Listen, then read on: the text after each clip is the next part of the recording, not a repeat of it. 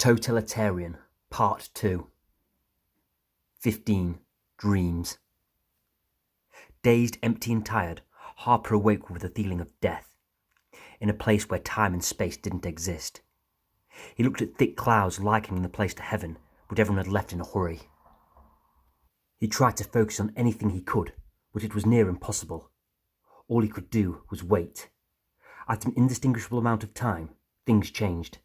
White clouds dissolved, revealing the night sky as the outline of earthly objects began to emerge. Men soon surrounded him as the detail of the light began to materialize. Friendly faces appeared, slowly greeting him with smiles. "You okay, buddy?"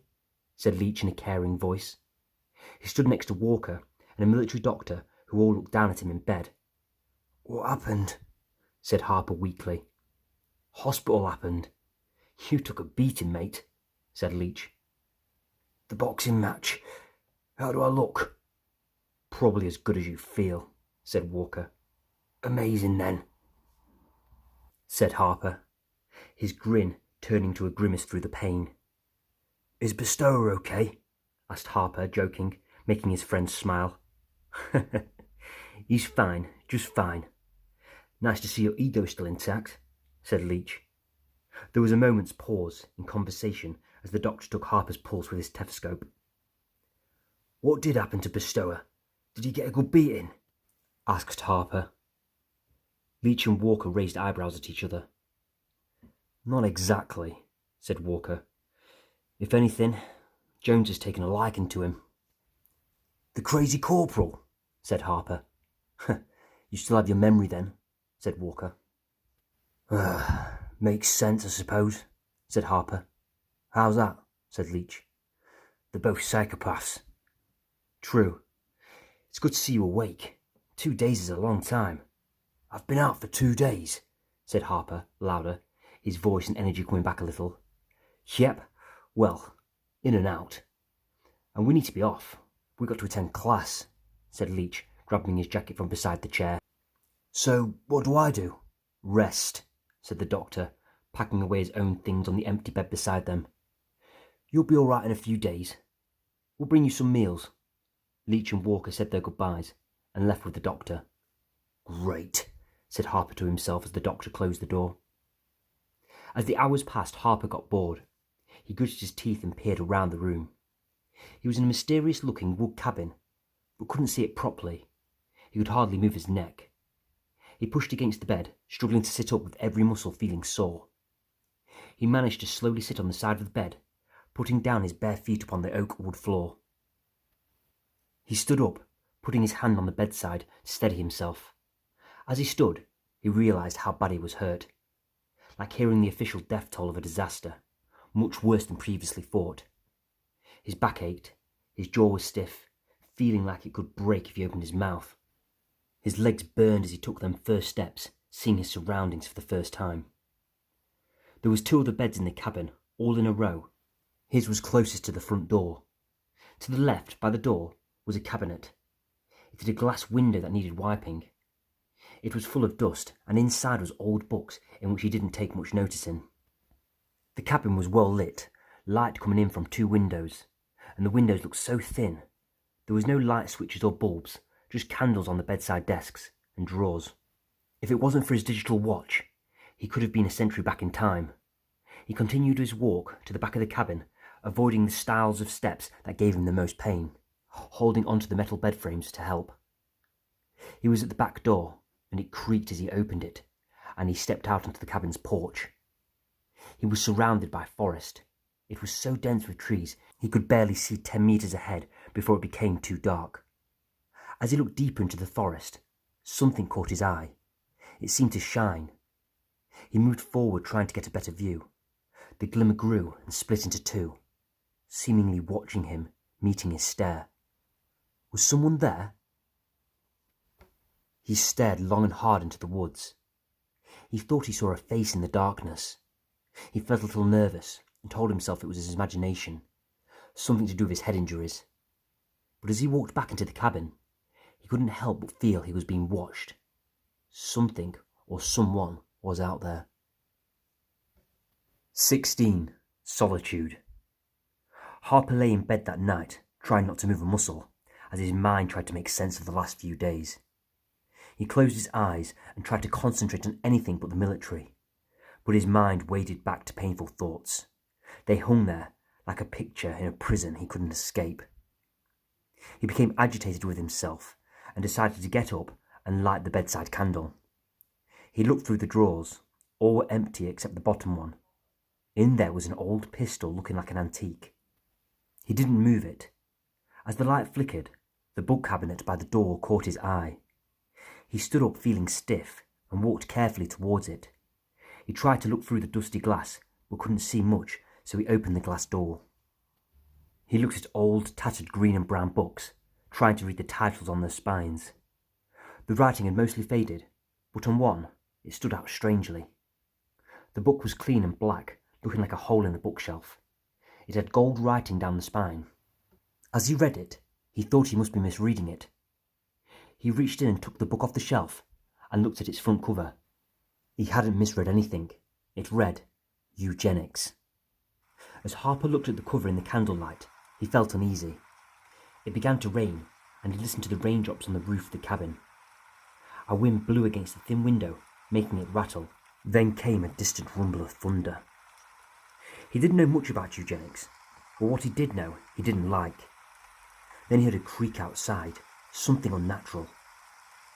Or was it just the thunder, he thought? The rain lashed against the window with the wind as he tried to listen for the noise again. Again a creak, this time closer than before. He thought back to earlier about the eyes in the forest. Were they outside now? No, that was at the back door, and this was coming from the front, he told himself. He held his breath and hobbled back to his bed. He put the book on the bedside desk as he sat on his mattress. He heard another creak. It was at the wooden door. The door flew open, forced hard by the wind, and standing there in the rain was a man in a long trench coat with his hood up. Lightning lit up the sky behind him as he stepped inside, and the man lowered his hood slowly. "It's horrible out there," said Walker, looking up at Harper, who looked petrified. "Walker!" gasped Harper, releasing the tension. "What's up? I just thought I'd come keep you company. It's got to be lonely out here, right? Gives me the creeps just looking at the place," said Walker, pulling out 2 bottles of beer from the deep pockets of his coat. Harper and Walker talked for some time, sipping their bottles of Bluebird, enjoying the refreshing taste of normal life. Harper sat up in his bed as Walker sat in the chair with his feet upon Harper's bed.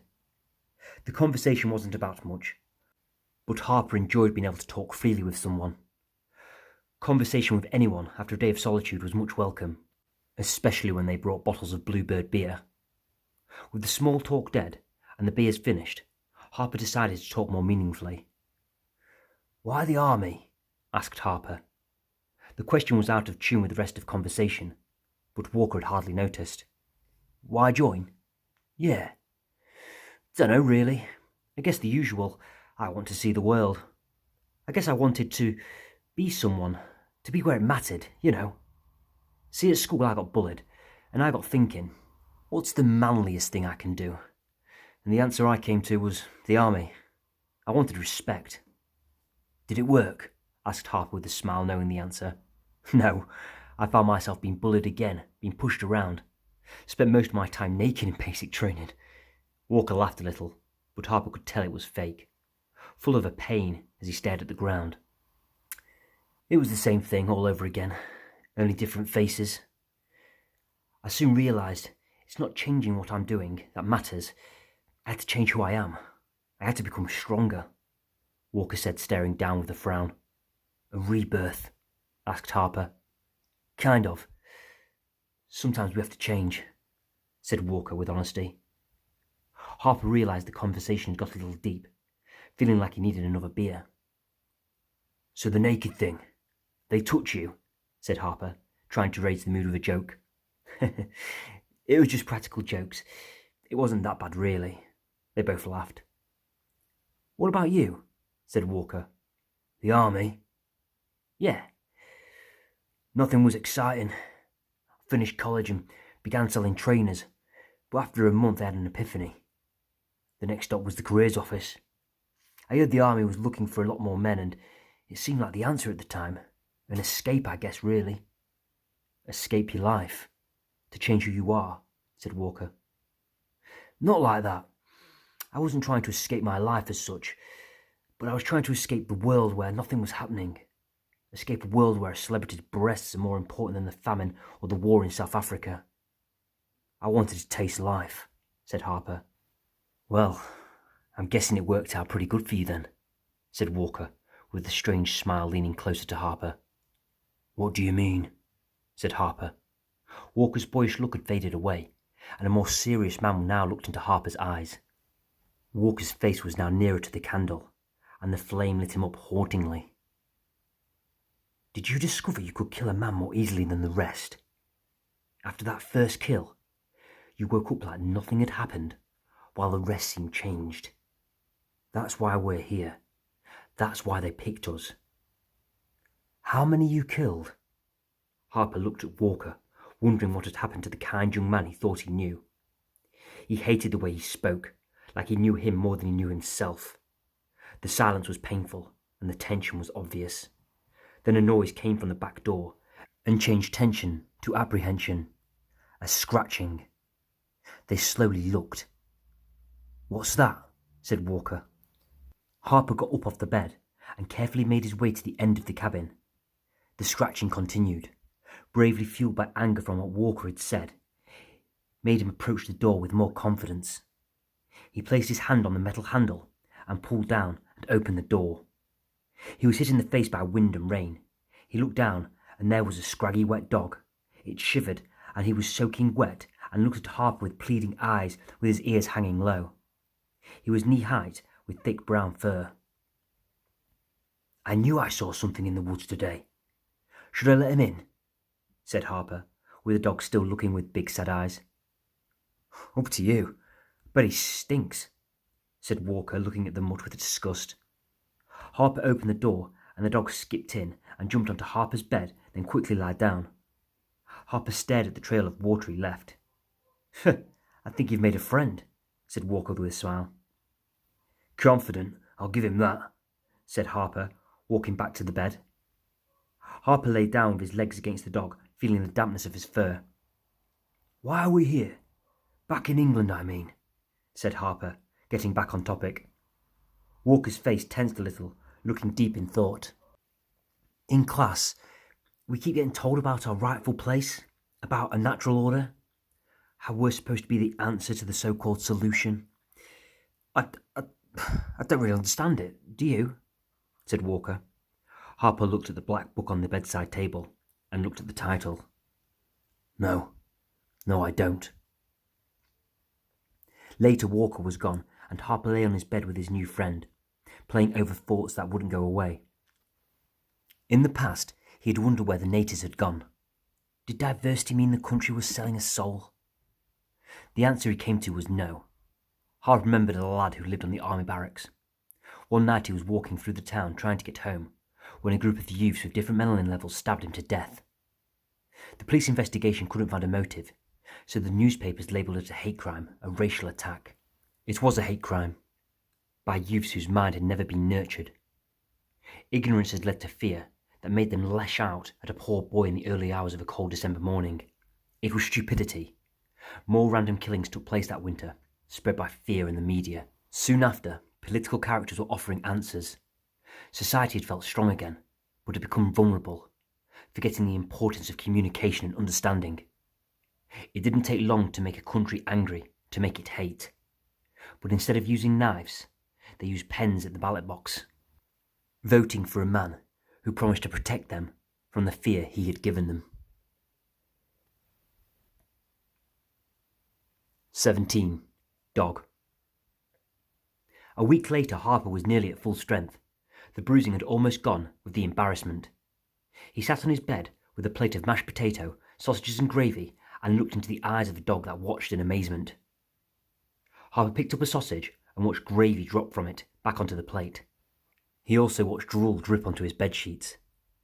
Harper admired how much healthier and happier the dog looked, carrying that happy expression that seems natural on dogs. He wagged his tail and looked sleeker with brighter eyes, or perhaps that was just hungry eyes.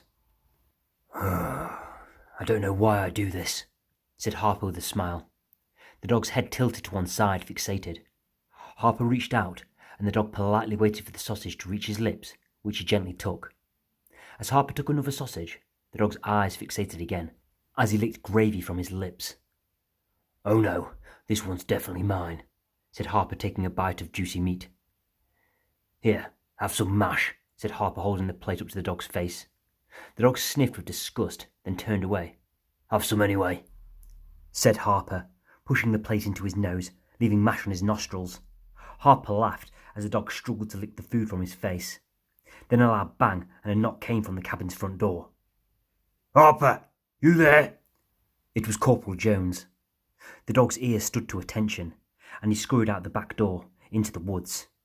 Yes, Corporal, shouted Harper, standing quickly to attention.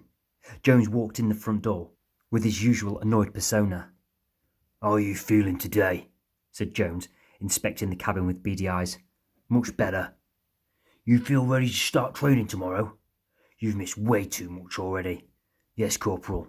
Feeling much better, said Harper.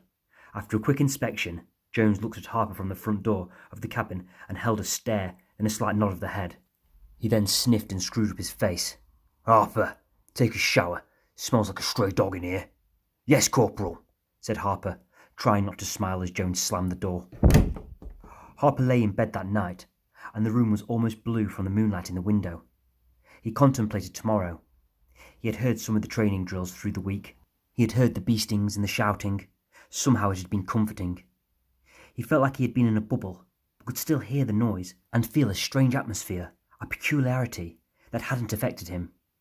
In the cabin, he had been immune to the emotions of the compound, not penetrated by the dark ambience in the air. What was it? He hadn't seen anything that could explain the feeling that filled him, but he had come to a bad conclusion about the place. Just my imagination, Harper told himself. He put his hand down the side of his bed, seeking the comfort of the dog. He looked down at his loyal friend that slept, running his fingers through the thick hair of his neck, realizing how much he cared for this dog, who had been there in his time of need. Back in training tomorrow, boy, Harper whispered, making the dog's ears twitch. Harper smiled, knowing he was listening. Means seeing less of you, but don't worry, I'll visit. This isn't goodbye, said Harper gently, squeezing the scruff of his neck, like his mum would have done when he was a pup.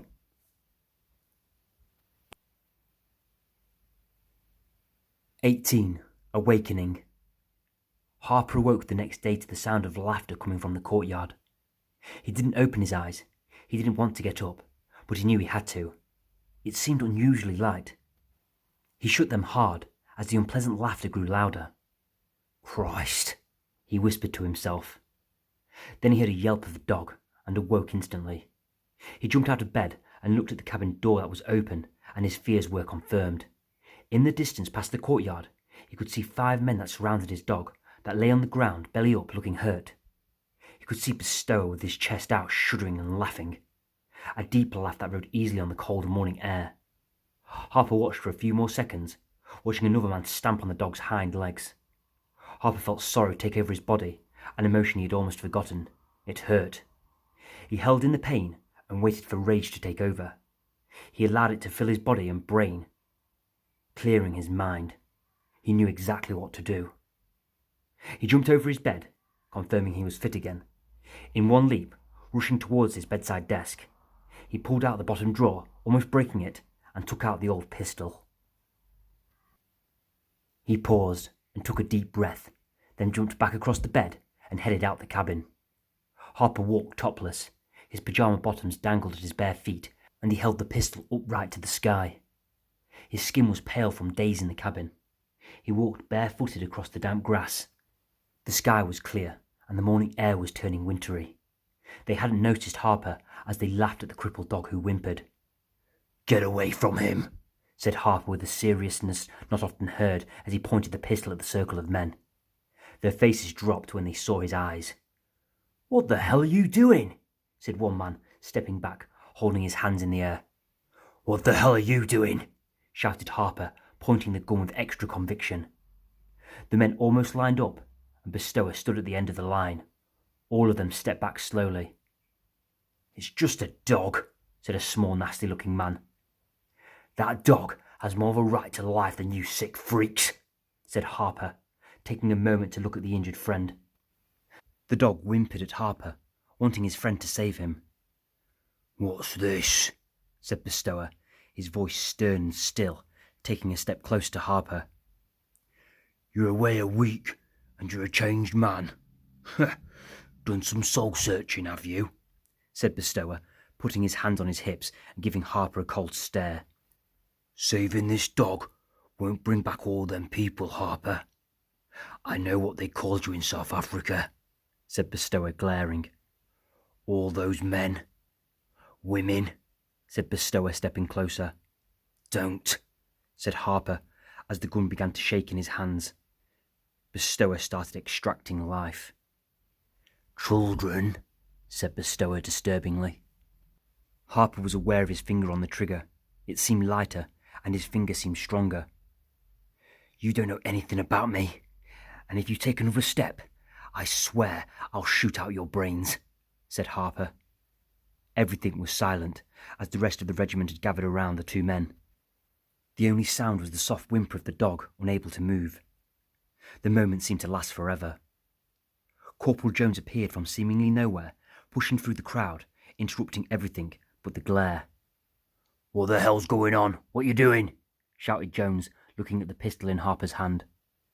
Harper couldn't take his eyes off Bestower, who had moved to stand over the dog. The gun stayed firm, but all Harper wanted to do was hold the dog in his arms. Jones walked up to Harper and whispered in his ear, barely holding in his frustration. Put the gun down before I have you killed, he said. Harper lowered the gun and then handed it to the corporal, but his eyes stayed on Bestower. The corporal took a step back. Now, I'm going to ask once. What just happened? Said Jones. Harper could smell bacon and coffee on his breath. They were going to kill the dog, Corporal, said Harper, standing up straight and addressing the corporal properly, who stared blankly. What? This dog? Jones pointed the pistol and pulled the trigger. The gunshot echoed in the courtyard, and it was lost in the morning air. The bullet travelled through the dog's chest. He squealed, and his last breaths whimpered, becoming quieter, fading away with his life. Harper could feel tears in his eyes as he watched his friend die. Harper, Bestower, come with me, ordered Jones as he put the gun under his belt. Harper watched the eyes of his friend. They no longer glistened. He was gone. Corporal Jones took Harper and Bestower to the far right of the facility, to the building that had been out of bounds to the platoon. Harper hung back, walking just behind Bestower. All his energy and purpose had disappeared. He entered the building with his head hung low, trying to process what just had happened. The building was cool, and the floor was hard and cold, varnished grey, and a men's rubber boots squeaked as they walked down the corridor. Harper wasn't paying attention. In the corner of his eye, he noticed men walking past in black uniforms, but he didn't look. He kept his focus on the floor. As the corridor came to an end, Corporal Jones told them to take a seat and wait. Jones walked into a room and closed the door behind him. Bestower sat next to Harper in silence. Bestower was even worrying when he wasn't doing anything. After 5 minutes, Jones opened the door and told them to come in. Harper looked up and read the name on the wooden green door. Major Relman. Harper walked through the door and saw Relman sat behind his desk, arms spread and eyes glaring. He wore the black uniform Harper hadn't seen in the corridor. He looked sinister, and Harper wondered why he was wearing black leather gloves. Relman had combed over white hair with a pencil-thin black moustache. So, what is it with you two? 1 week one's put one in the hospital, and now one's pointing a gun at the other. Care to explain? Said Relman. His jaw gurned, and Bestower and Harper looked at each other. Harper spoke first. Sir, they were going to kill an innocent animal, said Harper. Relman turned to stare at Harper.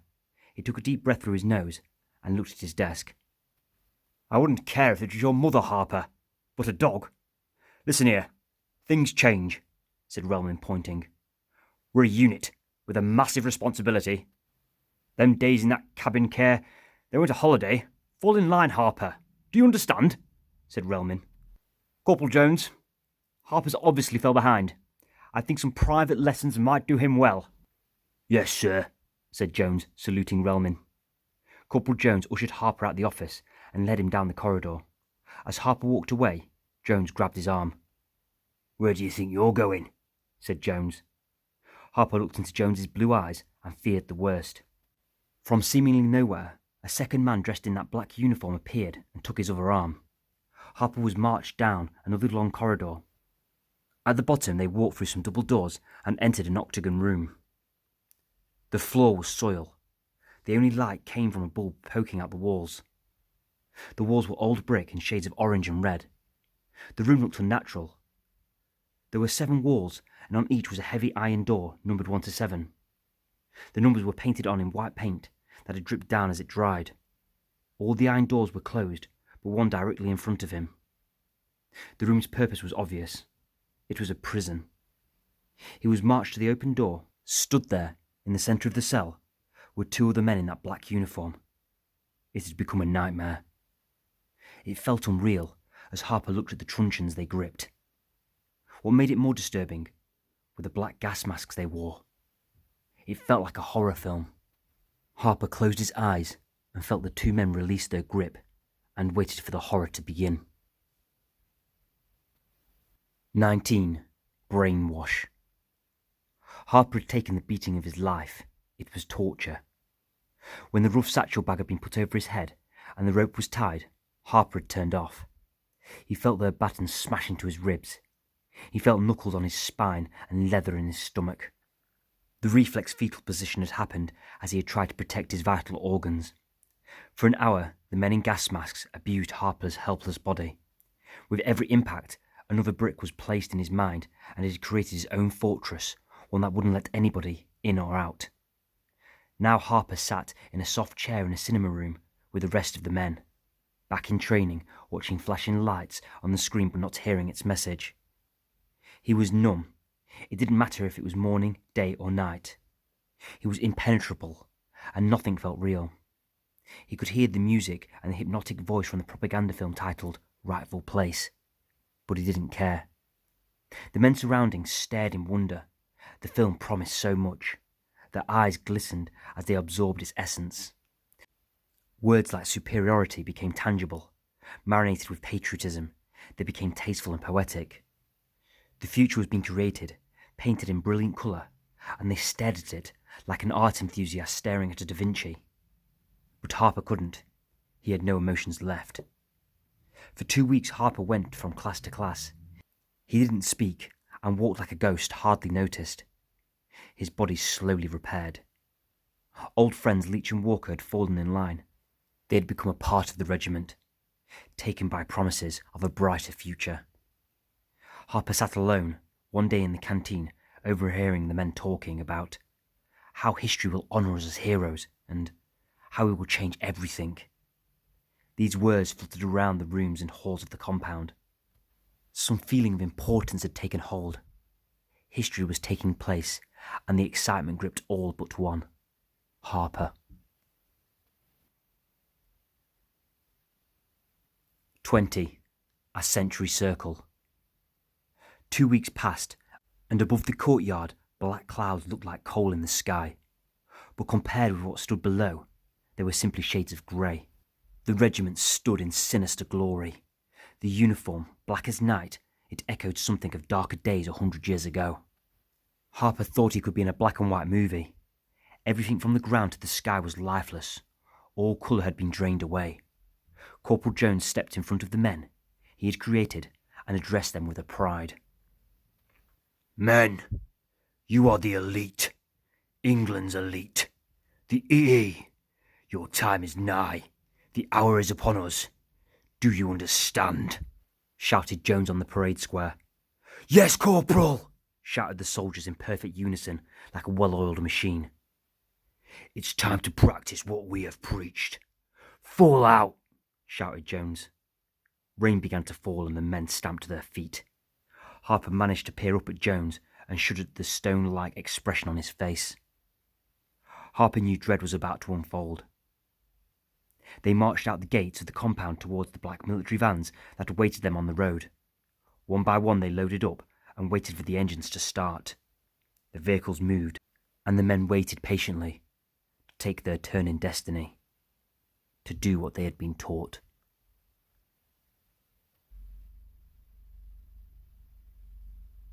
"21. Last Days of Love."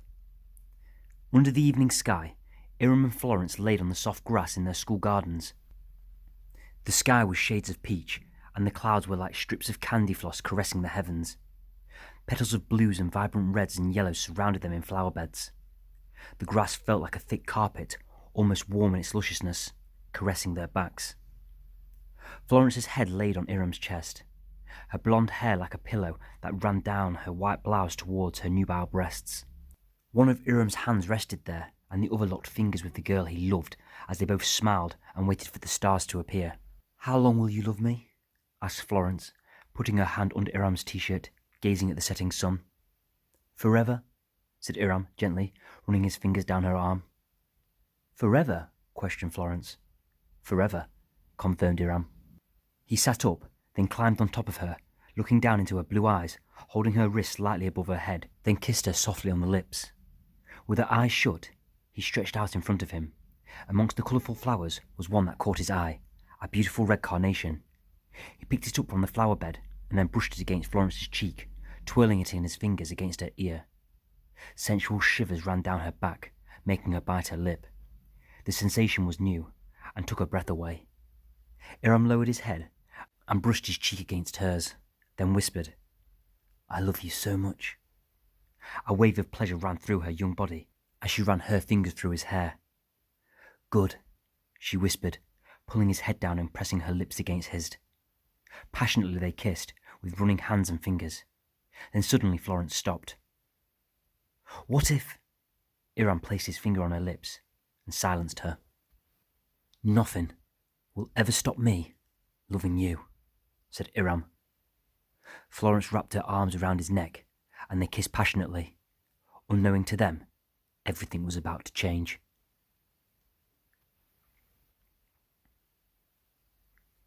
22. Chaos. Harper stepped off the van onto the street, and catching his eyes was a flicker of light. Fires roared from cars and house windows where people screamed. Screams that clawed down the street into Harper's soul. Screams of men, screams of women, screams of children moved him close to death.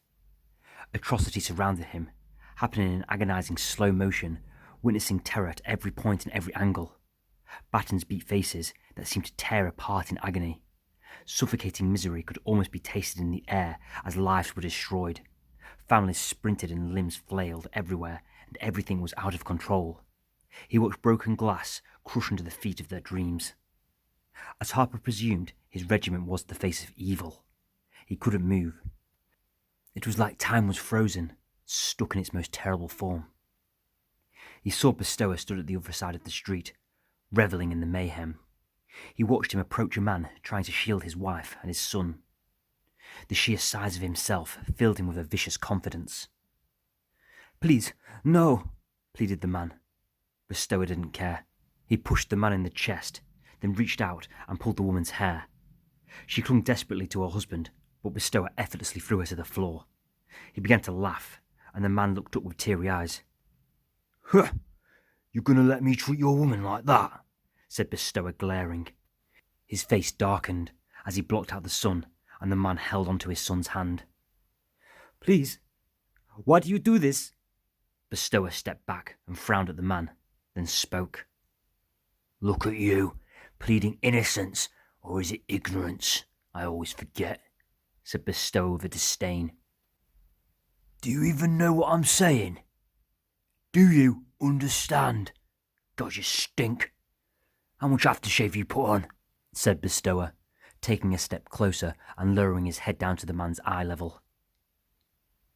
"You want to hope that alcohol makes you burn quicker in hell," said Bestower, pulling up his gun and pointing it at the man's forehead.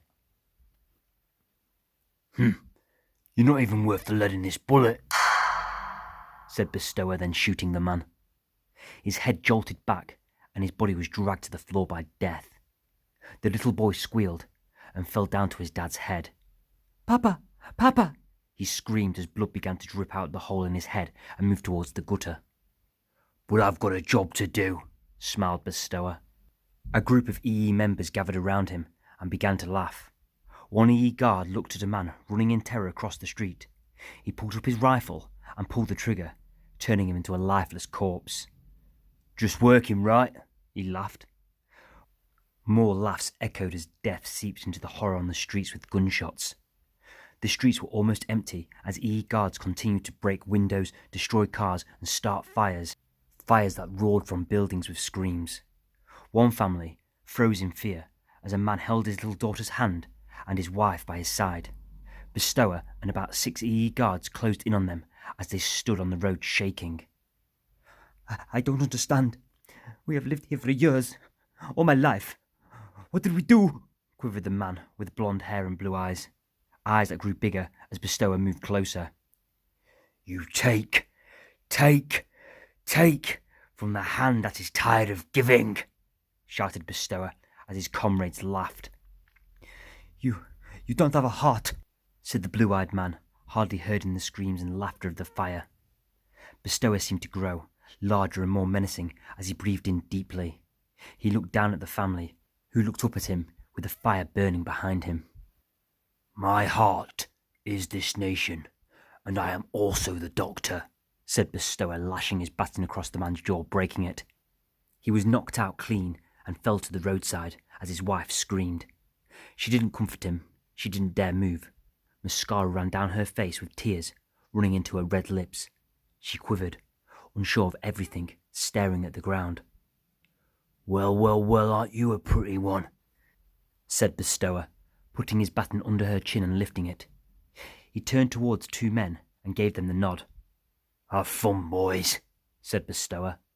2 EE guards grabbed her from behind, dragging her into the nearest building. "Bella!" she screamed to the little girl alone on the road. The guards dragged her into the house, and Bestower turned his head. He saw her hair was blonde like her mother's, her eyes blue like her father's. She wore a red dress and held a brown teddy bear. Said Bestower, thinking. He looked around and noticed Harper on the other side of the street. He was still, like he was daydreaming. Bestower marched across the road and grabbed him by the shoulder, then marched him in front of the little girl. Bestower then took out his pistol and planted it in Harper's hand. "Shoot her," said Bestower, with a void emptiness that seemed to silence everything, even making the other EE guards look at one another in shock. Harper looked at the pistol. He looked up at the little girl, but didn't dare look her in the eyes. He looked left and stared into the eyes of an EE guard. He slowly looked right. There was another guard, and he heard Bestower's voice behind him. "Get on with it." Harper looked up. Behind the girl was another guard. He was surrounded, so he raised the gun. He then looked into her blue eyes. As she held the teddy bear tight, she looked into Harper, meeting his stare. His finger pulled lightly on the trigger, preparing for the moment that would change everything. "Sorry," whispered Harper. With his free hand he pulled out his own pistol from the holster, pointing it across his body in the opposite direction and doing the same with the gun Bestower had given him, crossing both hands and fired blindly. 2 shots hit with perfect accuracy, shooting the guards on his side, one in the neck and one in the chest. Within the same second, he pointed the guns forward, in front, and he charged, moving forward, shooting above the girl's head, firing a tirade of bullets into the chest of the guard in front of him. The guard fell to the floor. Harper dropped his pistol, and with his free hand he picked up the girl. Harper hid the boots of Bestower behind him. He swung around with the pistol and fired blindly. "Ah!" cried Bestower as a bullet struck him in the shoulder, sending him falling to the floor. "Get him!" cried the Colossus, holding his shoulder on the floor, watching Harper run through the smoke into the distance. Holding the girl tightly, Harper ran through the grey streets. Fires burnt all around him, and the smoke didn't help, but he didn't know where he was going. Faster he ran, and soon gunshots sounded distant. He took a left, running down an alley. He came out, and it felt like another world. The air was clear and the sky was bright. The sun shined magnificently on a children's playground. The scene was so peaceful, he wondered if he'd been shot and reached heaven. but the little girl's breath on his arms brought him back to reality and responsibility. To the left of the park was a tall grey building in construction. It was fenced off, and it was a high-rise of cinder blocks with the occasional hole for the future windows. Harper darted across the road, past the playground, and into the construction site, kicking down the flimsy metal fencing. He headed towards the building, towards the doorway, and stood inside. The building felt cool, and he embraced it, having a moment to gather his thoughts. He walked across a future foyer and gazed out a future window, looking over the children's park. He imagined children playing and laughing, like the one in his arms. He sighed, still hearing the occasional distant gunshot.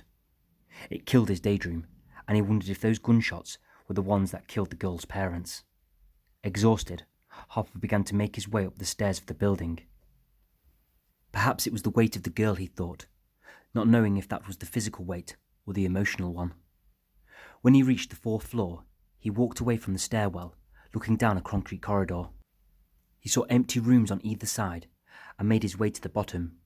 He turned right into the end room, and it was empty, apart from a pile of rubble in the corner. He walked in and lowered himself gently against the cold wall behind him. Above was a hole, a future window, that overlooked the playground. He sighed heavily. The little girl in his arms looked up at him, and he simply looked back at her, not knowing what to say. He didn't know what to think or what the world had come to. Everything had changed. In the empty room where emotions laid bare, they looked at each other with eyes that said, "I'm sorry." Then something Harper didn't expect. The girl spoke. "What's your name?" she said, sounding so young, so gentle, with a voice like hand rescuing his feelings from despair. "Harry," said Harper. "I'm Bella," she said, lowering her head into his chest. Harper carefully put his hand on her back of the head, holding her closer, trying to make her feel safe. He didn't know if it worked, but she didn't cry, and that was good enough for him. Harper's mind fought the chaos. Its weapon was memories of peace. He thought about the last time he had had it. It was the night before he'd left the cabin, as his fingers had rested on that innocent dog's neck. Now with the child in his arms, he tried to fall asleep, holding her tightly, fading into dreams. 23. Wakey Wakey. Harper awoke from a deep sleep, blissfully unaware of who he was for a few seconds. His mouth was dry, his eyes were closed, as he twisted his back trying to wake up. Then a wake-up call louder than most. A rifle pressed up against his temple. He had felt the feeling before, and he knew it immediately. The cold metal felt like it was grinding into his brain. The only thing colder was the feeling inside. He strained his eyes to the right, trying to glimpse at the man with the gun, but they remained just beyond his peripheral. "Give me one good reason why I shouldn't pull this trigger," said a woman's voice, close to breaking point. It was a voice full of emotion, lost between fear and rage, sounding like close to tears. Harper was worried. The passion in her voice confirmed he was in danger. Then he remembered the little girl, Bella. "Where's the girl?" said Harper, trying to keep calm. "Didn't you hear me?" "She's my reason," said Harper. "If you laid one finger on her, I swear I saved her life." "Please, put the gun down," said Harper. "I find that hard to believe," said the woman with disgust. "Why?" "You're one of them EE. They've been killing innocent people," said the woman, trying hard not to cry. "It's not what it looks like," said Harper, looking down at his black uniform. "Yeah?" said the woman, sounding disgusted. "What's your name?" said Harper. "It doesn't matter what my name is. What matters is my gun's pressed against your head. Now, why shouldn't I pull this trigger?" "I told you already. The girl. I'm all she's got." "What? Why?" "Because her family—" Harper paused. The memory was still vivid in his mind. They're dead," said Harper with a sigh. He felt the tension rise as he lowered his head, remembering the horror. "You mean murdered?" said the woman, pushing the gun into his head. Yes, but I saved her life. Please put the gun down, Harper pleaded. He listened to her breaths quicken and then stop. He waited a few moments and then felt the gun lower. He remained sitting there, and from the corner of his eye, he watched her walk away to the other side of the room, and for the first time, Harper dared to look at her. By the rubble in the shadow of the room, he saw she was wearing a white vest, dirt stains all over it. She was slim, with thick brown hair which was pulled back tightly by a ponytail. Her face had a youth in it, but her voice had a maturity. She tiptoed and peered out the window. They are gone for today, she said, sitting on the rubble. She then took the rifle and began to examine it, making sure there wasn't a bullet in the chamber. The girl's safe, especially now she's away from you, she said without a hint of sarcasm. Who are you? Asked Harper.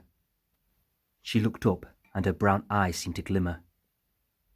My name's Lacole. I was a journalist before this happened. Harper swallowed hard. His thoughts were everywhere. He felt numb and distant, and his brain worked hard to put the pieces together, trying to comprehend the present. What had become of the world in the last few weeks? I didn't know it was like this, said Harper, feeling simple. Don't explain yourself to me. Try explaining yourself to that little girl, why her mummy and daddy are dead, said Lacole with eyes that seemed a light to Harper. He had so many questions. How long? Said Harper. What? How long has it been like this? Lacole put the rifle on the floor and stood up. The killing of innocent people? I guess about a month. But a week ago it got worse. And it's still getting worse. More of the EE are turning up every day. And that means more raids, more chaos. Lacole stepped into the light and took another look out the window, breathing in deeply. Harper got to his feet, and Lacole looked at him nervously. How did you end up here? Asked Harper. Lacole looked at the ground and swallowed hard. 3 weeks ago, I was a prisoner, said Lacole, closing her eyes, preparing to speak of the worst moment of her life. 24. Lost. 3 weeks earlier. Lacole had been pardoned from a stabbing in a torture room, and her lifeless legs trailed against a thick red carpet, dragged by her arms. 2 guards held her tightly, digging their fingers into her small arms like the talons of an eagle with its prey. The corridor was brightly lit with Victorian paintings on the wall. Where is the hell they are taking me to? Thought Lacole. She came to a stop and peered up at a dark oak door. The guards knocked, and it seemed heavy on the thick wood. She listened to the click of metal, and with that, the door opened. She was dragged and dropped into the middle of the room. She looked up slowly, at drawn blood-red curtains, keeping the room dark. She could see the shadow of dancing fire on the wall, and heard the crackle of wood. The carpet was a deep red, thick too. She peered around and saw an oak desk, the same colour as the door. On it was an ivory globe. Behind the desk stood a man. She couldn't see his face in the gloom of the room. She could see his grey waistcoat and the glass of brandy he held. Lacole felt dazed. She couldn't focus, and when she tried, she got a headache. She could feel him staring at her, and she waited for him to speak. You ever heard that scream? He said. Lacole knew who it was. She could feel his cold tone. She knew the Prime Minister's voice. You know the one, where someone is really hurt. I heard it once. I was 6, on a holiday with my dad. We were abseiling off an old bridge, but it didn't go to plan. He fell and hit the stones below. It was about 50 feet. It isn't knowing that my dad is dead that keeps me up at nights. It was the sound he made while he was lying there dying. Where the mind holds on to hope, but the body knows the truth. Have you ever heard a scream like that? I couldn't sleep for weeks. The scream wasn't going. So when I lay in bed at night, you know what I did with that scream? You know how I cope? I imagine it coming from the mouths of my enemies. Soon I was sleeping like a baby. I'd imagine a pit of them just lying there and crying and screaming. Eventually, I began to like the noise. I began to love it, said the Prime Minister, stepping into the light of the room. You are disgusting. You're insane, said Lacole. What? Said the Prime Minister. When we dream, we aren't using our eyes, so you're blind, said Lacole, not feeling scared anymore. Why didn't you let them kill me? The Prime Minister walked to Lacole and got down to his knees, then grabbed her chin, forcing her to stare into his eyes. Because, he whispered, looking at her with a bizarre curiosity, you're beautiful. You know, I admire you. So brave. I could make you so happy, said the Prime Minister. He let go of her face and then looked towards the guards at the door. Give her time to think about my proposal. They rushed over and grabbed an arm each, dragging her through the doors. The Prime Minister walked over to his desk and took a drink of brandy and thought about his future. Lacole lay on the damp floor of a dark prison cell. She hadn't moved for hours and shivered in the fetal position. She felt like a zombie. The only feeling was pain. She was in the last prison cell on the left. It was a tiny, perfect square with no light. Rusted bars kept her locked in, and green moss grew beneath a tiny window near the ceiling. She looked up at the tiny hole in the wall and saw the crescent of a moon. She tried to cry, but no tears came. Several days passed, and Lacole hardly moved. She barely ate or hardly breathed. A bowl of what can only be described as gruel was thrown at her each day. She would pick up the wooden bowl and play with the food on her tongue. Then, with the most effort, she would try to swallow it. But the burning hunger in her stomach was not painful enough for her frozen mind to eat. After her daily mouthful meal, the cell would open and she would be beaten and abused in every way. She became a ghost. She was everything but dead. Perhaps after 2 days, maybe 3, in a world not worth living in, came the tears. She began to cry. Tears streamed, and she gasped for air. After seemingly never-ending anxiety attack, the numbness began to fade back into her mind. Then, in the stillness, as she was sniffling, came a voice from the next cell, so soft and delicate. "Don't cry," whispered a woman's voice. "Who's that?" said Lacole, moving her head for the first time in days. "Don't be scared, Lacole," said the voice in a motherly tone. Lacole tried to gather her senses. Lifting her face from the floor, she spoke. "I just want everything to stop," said Lacole, her voice pleading. "Who are you?" asked the voice. "I don't know any more," said Lacole, beginning to cry. "You are beautiful, and you are as strong as you ever been. Don't give up now." "I hurt so badly." "Be the girl that stood up against the tyrant. You weren't scared then. Be the girl that knows what's right." "Who are you?" "Don't stop. Don't ever stop fighting. We need you, Lacole," said the voice, getting louder. "Who are you? Hello? Hello? Please tell me who you are." The voice had vanished into the darkness, and Lacole was alone. But as she lay there, she felt different, clinging to the warmness of the voice she had heard. Her words had light in her mind. A growing energy bloomed inside her. Indistinguishable time passed. Footsteps approached her cell. She listened louder, and louder they got, and she waited patiently. She heard the rustle of clashing keys as the guard opened the cell. As usual, there was 2 of them, and neither had bothered to look into the dark, blinded by ignorance and arrogance as they stepped in. They squinted in the darkness, but they saw nothing. They only heard the dripping of water and felt the damp on their cheeks. "Where's she gone?" said one guard to another. They looked at each other as their uneasiness took over them. The isolation and loneliness its residents were meant to feel invaded them. One took an uneasy step back. The other watched in silence as he continued to walk back, unknowingly stepping closer to his enemy. Suspended on the ceiling was Lacole, with her feet against the wall and her hands holding onto the cold prison bars. She watched the men with disdain, hovering over them like a black widow. All she concentrated on was vengeance and their necks. She relaxed her legs, and they swung from the ceiling, wrapping around the guard's neck. With his head between her thighs, she locked in her ankles together, stretched out her legs, forcing hard, choking him like prey. The guard reached for his gun, taking it from the holster and pointing it up. He fired, turning the black room white for a split second. The shot missed, and the travelling bullet passed Lacole only 2 inches from her head, then struck the ceiling.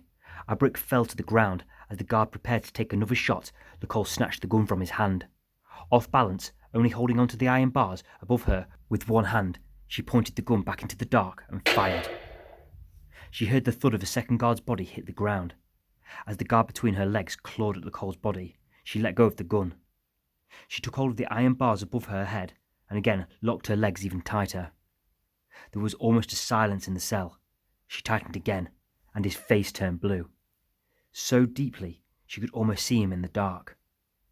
She could feel his body weaken and feel his soul drift away. Then his body relaxed, and her grip had crushed his neck. She let go of him, and his body hit the floor. She let go of the bars and landed on the ground and picked up the gun. She stepped out the cell slowly and felt the energy course through her. She didn't run, she chose to walk calmly. As she passed the next cell, she had to stop. She walked up to the bars and held the cold iron bars, then whispered, "Hello?" She waited, but like she expected, there was only silence. "Thank you," she whispered, and then moved towards the end of the corridor. Her bare feet made no noise. She went through the open door at the end and entered a narrow stone corridor. It looked like a dungeon, lit by candles on the walls. She walked 15 feet to the end, holding the gun in both hands, crouching, trying to remain silent. She came to a small wooden door and opened it, unsure but eager to discover what was on the other side. As the door opened, she winced at the bright lights, something unseen for what had felt like forever. She had entered a large, beautiful room and looked up at a chandelier that looked like diamonds in the sky. Victorian paintings covered the walls, and rich red carpet warmed her bare feet. She clung to the wall, edging herself close to the corner. She looked around the corner and saw another room, again decorated beautifully with a chandelier and Victorian paintings, but the carpet and walls were a royal green. At the end of this room, over a dining table, she could see an open door, and from in there she could hear the hum of electricity. It sounded like a computer or a TV. She tiptoed into the large room and made her way silently across it. As she got closer, she could hear movement from inside the other room. She peered in for a glimpse of what was inside. It was a small surveillance room, and sitting there in an office chair, with his back to her, was a member of the EE in his black uniform. He faced monitoring screens, about 20, all small surveillance screens. Lacole lowered her bare feet to the tiled floor and stepped in. The man's eyes remained focused on a screen. It was his phone. Lacole guessed he was playing a game as she watched him twitch.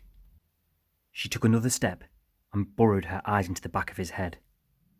"You have fun, fellas," said the man smugly, with his eyes still fixated on his screen. Lacole stopped. How did he hear me? She thought. She said nothing. She couldn't. She watched the posture change as he wondered why there was no reply. She felt as if she had no other option as she took another step forward and pressed the gun into the back of his head. "The best night yet. Now drop your gun," said Lacole, trying to hold still her shaking hands as she noticed a file next to him. Lacole told him he was going to help her escape and that his life depended on it. He led her carefully out the room to a nearby staircase as she pointed the gun into the back of his head. Unlike the rest of the building, the staircase was modern. It was an emergency staircase in case of a fire that nobody used.